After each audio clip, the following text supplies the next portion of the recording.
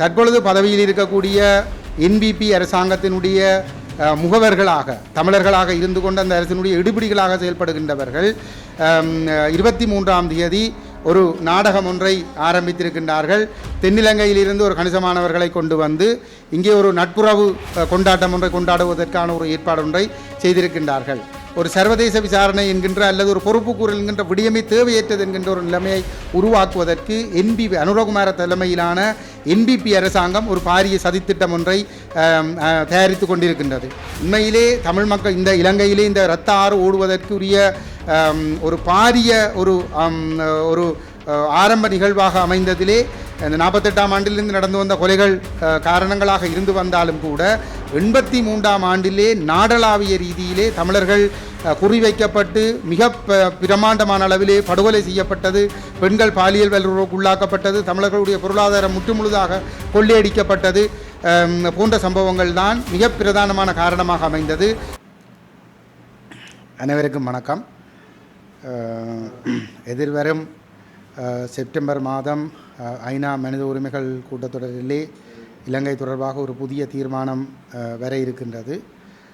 இந்த வேளையில் இலங்கையிலே ஆட்சிக்கு வந்திருக்கக்கூடிய தேசிய மக்கள் சக்தி அரசாங்கத்தை காரணம் காட்டி இந்த பொறுப்புக்கூறல் விவகாரத்தை முழுமையாக ஒரு மூடி மறைக்கின்ற ஒரு முயற்சிகள் சில சர்வதேச சக்திகளும் இலங்கை அரசாங்கமும் சேர்ந்து முன்னெடுத்து கொண்டிருக்கின்ற இந்த நேரத்திலே கடந்த 3 தசாப்த கால இன அழிப்பு யுத்த காலப்பகுதியிலே ஸ்ரீலங்கா அரசாங்கத்தினால் ஸ்ரீலங்கா அரச படைகளினாலே கைது செய்யப்பட்டும் கடத்தப்பட்டும் காணாமல் ஆக்கப்பட்ட நிலையில் அல்லது கொன்று குவிக்கப்பட்டு புதைக்கப்பட்டவர்கள் என்று சந்தேகிக்கக்கூடிய நபர்களுடைய மனித எலும்புக்கூடுகள் இப்பொழுது செம்மணியிலே வெளிவந்து கொண்டிருக்கின்ற இந்த சூழலிலே இந்த தமிழ் மக்கள் மீதான இந்த இன அழிப்பு விவகாரம் என்பது ஒரு புதிய ஒரு பூதாகார வடிவம் எடுத்திருக்கின்றது. தாயகத்திலும் உலகம் பூராகவும் வாழுகின்ற தமிழ் மக்கள் மத்தியிலே இந்த பொறுப்புக்கூறலுக்கு ஒரு சர்வதேச விசாரணை நடத்தப்பட வேண்டும் என்கின்ற ஒரு கருத்து மேலெழுந்திருக்கின்றது. இந்த வேளையிலே நாங்கள் இந்த வரப்போகின்ற செப்டம்பர் கூட்டத்தொடரை மையப்படுத்தி எங்களுடைய தலைவர் கஜேந்திரகுமார் பொன்னம்பலம் அவர்களுடைய முயற்சியிலே நேற்றைய தினம் யாழ்ப்பாணத்திலே அரசியல் கட்சிகள் மற்றும் மனித உரிமைகளை மையப்படுத்தி செயல்படுகின்ற சிவில் அமைப்புகள் மற்றும் வலிந்து காணாமலாக்கப்பட்ட உறவுகளுடைய அமைப்புகள் மற்றும் சில சர்வமத அமைப்புகளையும் இணைத்து ஒரு அவசர கலந்துரையாடல் ஒன்று ஏற்பாடு செய்யப்பட்டிருந்தது. அந்த கலந்துரையாடலுடைய நோக்கமானது இந்த பொறுப்புக்கூறல் விவகாரத்தை மூடி மறைப்பதற்கு இந்த முயற்சிகள் மேற்கொள்ளப்படு வருகின்ற இந்த சூழலிலே அதற்கு இடமளிக்காமல் எங்கள் மீது எங்களுடைய தேசத்தின் மீது எங்களுடைய மக்கள் மீது ஸ்ரீலங்கா அரசு மேற்கொண்ட போர்க்குற்றங்கள், மனித குலத்துக்கு எதிரான குற்றங்கள், இன அழிப்பு குற்றங்கள் தொடர்பாக ஒரு சர்வதேச குற்றவியல் விசாரணையை வலியுறுத்துகின்ற நோக்கத்தோடு நாங்கள் எல்லோரும் கூட்டாக இணைந்து ஒரு கடிதம் ஒன்றை ஐநா மனித உரிமைகள் பேரவைக்கு அனுப்ப வேண்டும் என்கின்ற நோக்கத்தோடு அந்த கூட்டம் நடைபெற்றிருக்கின்றது.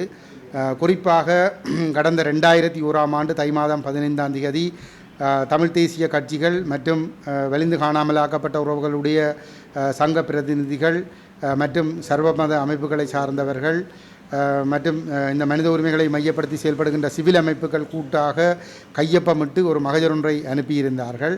அந்த ஐக்கிய நாடுகள் மனித உரிமைகள் பேரவையை நோக்கி அனுப்பப்பட்ட அந்த கடிதத்திலே அப்பொழுது தமிழ் மக்களுடைய அறுதி பெரும்பான்மை கொண்ட தலைமையாக இருந்த அதிக ஆசனங்களை பெற்று ஒரு தலைமை சக்தி என்ற இடத்திலே இருந்து கொண்டிருந்த தமிழ் தேசிய கூட்டமைப்பினுடைய தலைவர் மறைந்த சம்பந்தன் மற்றும் தமிழ் தேசிய மக்கள் முன்னணியினுடைய தலைவர் கஜேந்திரகுமார் பொன்னம்பலம் மற்றும் தமிழ் மக்கள் கூட்டணியினுடைய தலைவர் மற்றும் மத தலைவர்கள் சிவில் அமைப்புகள் சேர்ந்து அந்த கடிதத்திலே ஒப்பமிட்டிருந்தார்கள். அந்த கடிதத்தின் மூலமாக வலியுறுத்தப்பட்ட விடயம் என்னவென்று சொன்னால் 2009ஆம் ஆண்டிலே முடிவுட்டு அந்த யுத்த முடிவிலே ஐக்கிய நாடுகள் செயலாளர் நாயகம் அவர்கள் இலங்கைக்கு விஜயம் செய்து வவுனியாவுக்கு வந்திருந்தார். அதற்கு பிற்பாடு அவர் ஒரு நிபுணர் குழுவை நியமித்து நடைபெற்ற சம்பவங்கள் தொடர்பாக ஆய்ந்து அறிக்கையை சமர்ப்பிக்குமாறு கேட்டிருந்தார். அதன் அடிப்படையிலே சமர்ப்பிக்கப்பட்ட அறிக்கைகளின் பிரகாரம் பாரிய யுத்த குற்றங்களும் மனித குலத்துக்கு எதிரான குற்றங்களும் நடைபெற்றிருக்கிறது என்பதை அந்த அறிக்கை உறுதிப்படுத்தியிருந்தது. அந்த அடிப்படையிலே அந்த அறிக்கையை ஐக்கிய நாடுகள் அந்த அறிக்கையானது இன அழிப்பு தொடர்பாக இதையும் குறிப்பிட்டிருக்கவில்லை. ஆனால் ஏனைய 2 குற்றங்களை பற்றியும் குறிப்பிட்டிருந்தது. ஆனால் எங்களை பொறுத்தவரையிலே தமிழ் மக்கள் மீது நடைபெற்றது ஒரு திட்டமிட்ட இன அழிப்பு. இந்த நிலையில் அந்த அறிக்கைகளை அடிப்படையாக கொண்டு ஐக்கிய நாடுகள் செயலாளர் நாயகம் அவர்கள் அந்த அறிக்கையை ஐக்கிய நாடுகள் மனித உரிமைகள் பேரவையினுடைய தலைவருக்கு பாரப்படுத்தி அந்த அறிக்கைகளின் அடிப்படையிலே நடவடிக்கைகளை மேற்கொள்ளுமாறு விசாரணைகளை மேற்கொள்ளுமாறு பணித்திருந்தார். அதன் பிரகாரம் ஐக்கிய நாடுகள் மனித உரிமைகள் பேரவையிலே 2012ஆம் ஆண்டு மார்ச் மாதத்திலே இலங்கை தொடர்பான பொறுப்புக்கூறலுக்காக தீர்மானங்கள் நிறைவேற்றப்பட்டது.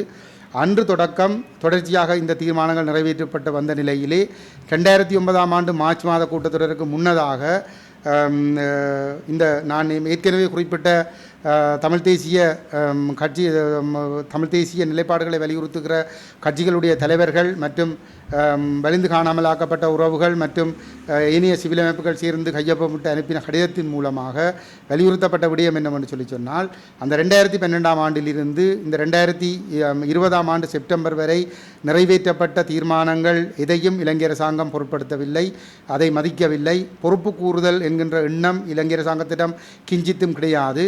இந்த இனப்படுகொலை இந்த குற்றங்களுக்கு பொறுப்பானவர்களிடம் அந்த பொறுப்பு கூறலை எதிர்பார்ப்பது பொருத்தமற்றது.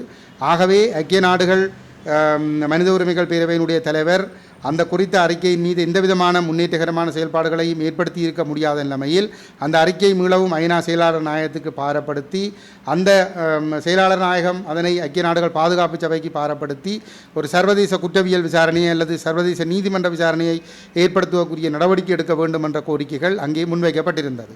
அப்போ அந்த கோரிக்கைகளை மீளவும் வலியுறுத்துகின்ற விதமாக அந்த கடிதத்திலே தமிழ் மக்கள் மீது நடந்த இனப்படுகொலைக்கும் ஒரு விசாரணை வேண்டும் என்பதும் அதிலே மிக தெளிவாக வலியுறுத்தப்பட்டிருந்தது.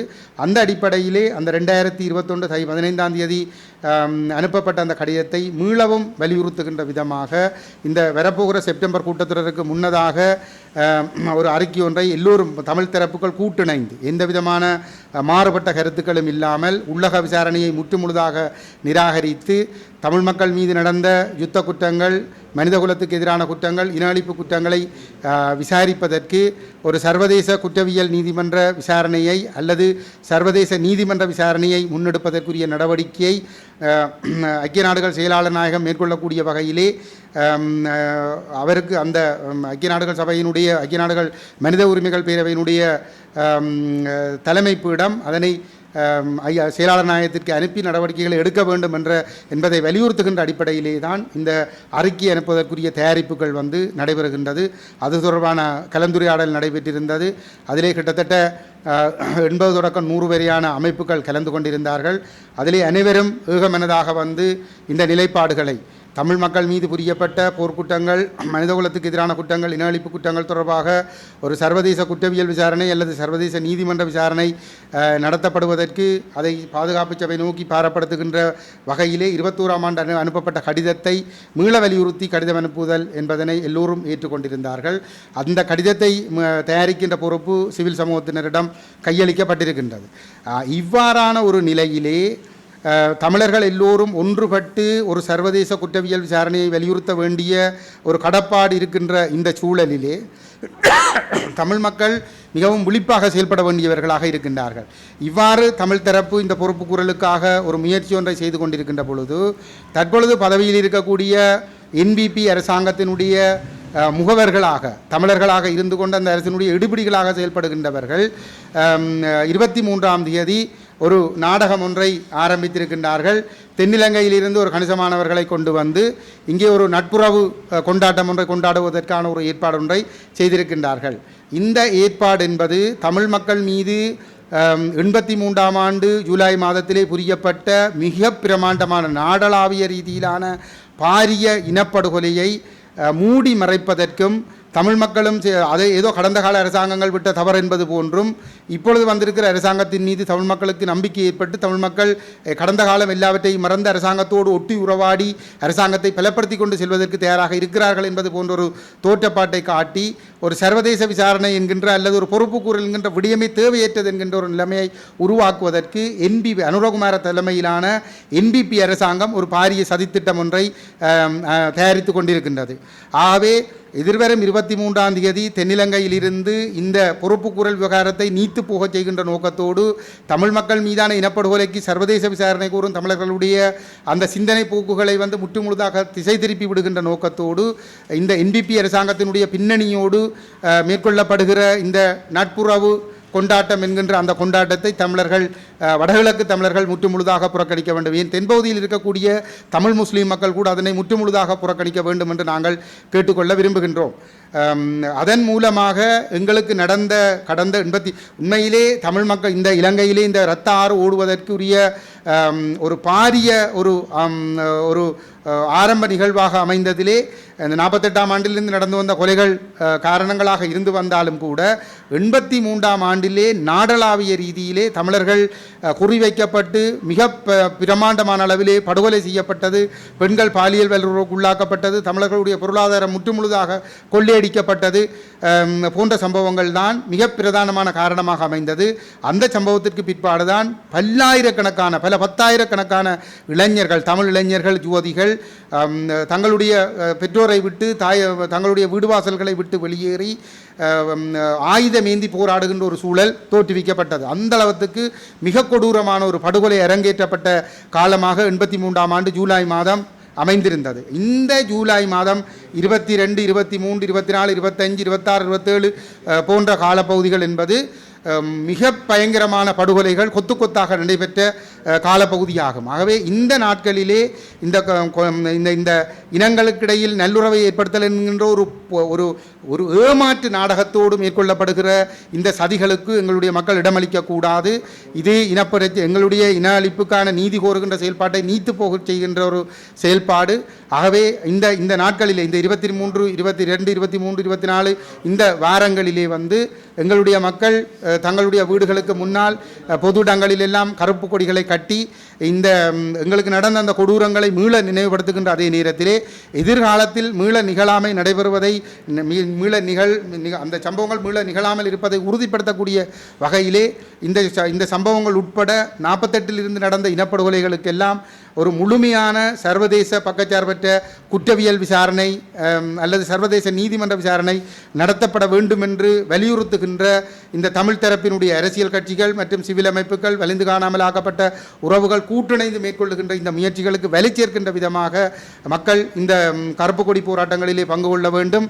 தென்னிலங்கையிலிருந்து ஒரு ஏமாற்றுகின்ற நோக்கத்தோடு நல்லிணக்கம் என்ற ஒரு ஏமாற்று அடிப்படையில் முன்னெடுக்கப்படுகிற இந்த செயல்பாடுகளிலிருந்து மக்கள் முற்றுமுழுதாக விலகி இருக்க வேண்டும் என்றும் இந்த இடத்திலே நாங்கள் கேட்டுக்கொள்ள விரும்புகிறோம். இந்த நேரத்திலே தமிழரசு கட்சியினர் இந்த உள்ளக பொறிமுறைக்கு மீண்டும் செப்டம்பரில் கொண்டு வரப்படுகிற தீர்மானத்தை ஒரு உள்ளக தீர்மானமாக கொண்டு வரக்கூடிய வகையிலே அரசுக்கு ஒரு சமிக்கையை காட்டுகின்ற விதமாக சர்வதேச சமூகத்திற்கு ஒரு சமிக்கையை காட்டுகின்ற விதமாக செம்மணியை மையப்படுத்தி ஒரு அறிக்கை ஒன்றை எழுதியிருக்கிறார்கள். அவர்கள் அந்த அறிக்கையை வாபஸ் பெற வேண்டும்.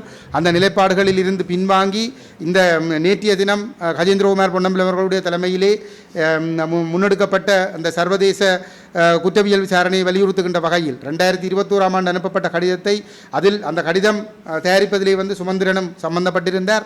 ஆகவே சுமந்திரன் அந்த நிலைப்பாட்டிலிருந்து பின்வாங்கக்கூடாது. அந்த 2021 தை 15 அனுப்பப்பட்ட கடிதத்தை அடிப்படையாக கொண்டு ஒரு சர்வதேச குற்றவியல் விசாரணையை வலியுறுத்துகின்ற அந்த முயற்சிக்கு தமிழரசு கட்சியும் முழுமையான ஒத்துழைப்பு வழங்க வேண்டும். தமிழரசு கட்சியினுடைய பாராளுமன்ற உறுப்பினர்களும் அதற்கு முழுமையான ஒத்துழைப்பு வழங்க வேண்டும். எந்த காரணங்களை சொல்லியும் இப்பொழுது இந்த பொறுப்புக்கூறல் தொடர்பான பேச்சுவார்த்தைகளில் அவர் இருக்கிறார் இவர் இருக்கிறார் என்ற அந்த சாட்டுப்போக்குகளை கைவிட்டு இந்த செம்மணியை பயன்படுத்தி உள்ளக விசாரணைக்கு வாய்ப்பு கொடுக்கின்ற உங்களுடைய தலைவர்களுடைய செயல்பாட்டுகளுக்கு முற்றுப்புள்ளி வைத்து ஒரு முழுமையான சர்வதேச குற்றவியல் விசாரணையை வலியுறுத்துகின்ற வகையிலே ஒரு மேற்கொள்ளப்படுகின்ற இந்த முயற்சிக்கு ஒத்துழைப்பு தர வேண்டும். இந்த முயற்சிக்கு எங்களுடைய மக்களுடைய பங்களிப்பு மிக முக்கியமானது. ஆகவே நாங்கள் மீண்டும் வினயமாக கேட்டுக்கொள்கிறோம். யாழ்ப்பாணத்தில் இருக்கக்கூடிய எந்த ஒரு சிவில் அமைப்புகளும் தென்னிலங்கையிலிருந்து இந்த என்பிபி அரசாங்கத்தினுடைய பின்னணியோடு கொண்டு வரப்படுகிற இந்த இனங்களுக்கு இடையில் நல்லிணக்கம் என்கின்ற பெயரிலே ஏற்படுத்தப்பட்டிருக்கின்ற இந்த நாடகத்துக்குள் அகப்பட்டு எங்களுடைய தலையில் நாங்களே மண்ணள்ளி போட்டுக்கொள்ளக்கூடாது. நாங்கள் எல்லோரும் ஒற்றுமையாக இந்த மாதத்தை ஒரு கருப்பு ஜூலை மாதமாக எங்களுக்கு நடந்த அட்டூழியங்களை வெளிப்படுத்துகின்ற, இனப்படுகொலைக்கு ஒரு நீதி கோருகின்ற செயல்பாடுகளை முன்னெடுக்கின்ற தரப்பாக நாங்கள் எல்லோரும் ஓரணியாக கரம் கோர்க்க வேண்டும் என்று கேட்டுக்கொள்கின்றோம்.